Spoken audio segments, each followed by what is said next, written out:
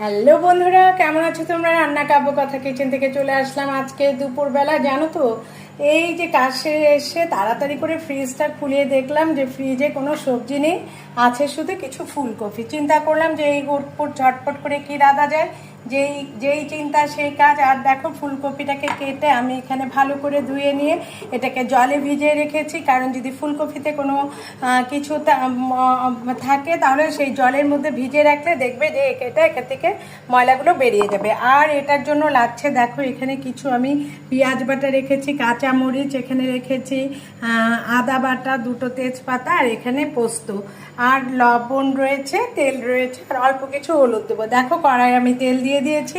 এখন আমি আজকে তৈরি করব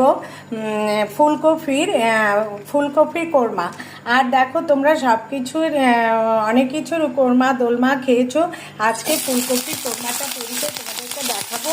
ওই জন্য ফুলকপিগুলো আলু কিছু কেটে নিয়ে দেখো এটাকে আমি জলে ভিজিয়ে রেখেছিলাম। এখন আমি এক এক করে এটাকে দিয়ে দিচ্ছি কড়াইয়ে, এবং কড়াইয়ে দিয়ে এটাকে আমি কিছুক্ষণ নাড়াচাড়া করে ভেজে নেবো। দেখো এখানে ফুলকপিগুলো ছোট ছোট করে কেটে নিয়েছি যেন এটা খুব সহজে সিদ্ধ হয়, এবং এখানে আমি অল্প কিছু লবণ দিব। লবণ দিয়ে এটাকে ভাজবো। যেহেতু এটা ফুলকপির দোরমা, এখানে আমি এটাকে কোনো হলুদ এখানে ব্যবহার করব না, আমি এটাকে সাদাভাবেই রান্না করব।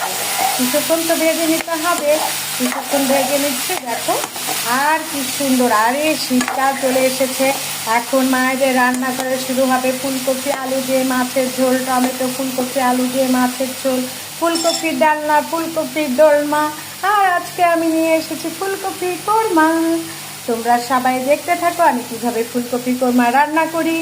তোমাদেরকে আগেই বলে দিয়েছি, ফুলকপিগুলোকে ছোট ছোট করে কেটে, আলু দুটো চারটা নিয়েছি কেটে, এটাকে ভালো করে ধুয়ে জলে ভিজিয়ে রেখেছিলাম। যদি ফুলকপিতে কোনো পোকামাকড় থেকে থাকে তাহলে এখান থেকে বেরিয়ে যাবে।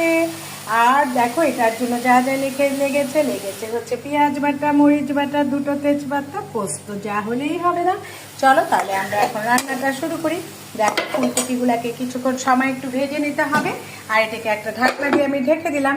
কিছুক্ষণ পর আসছি তোমাদের সাথে আমি। দেখো তোমরা দেখতে থাকো, ফুলকপিটা সিদ্ধ কিছুক্ষণ ভাজা হোক, এবং আমি তোমাদেরকে দেখিয়ে দিব এরপরে কি কি এখানে ব্যবহার করছি।